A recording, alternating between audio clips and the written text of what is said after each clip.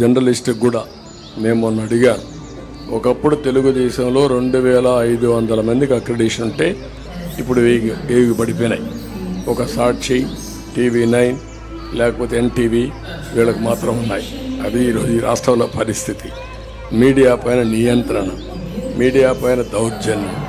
అందుకే పూర్వ వైభవం తీసుకొస్తాం, అందరికి అక్రిడిషన్ ఇస్తాం.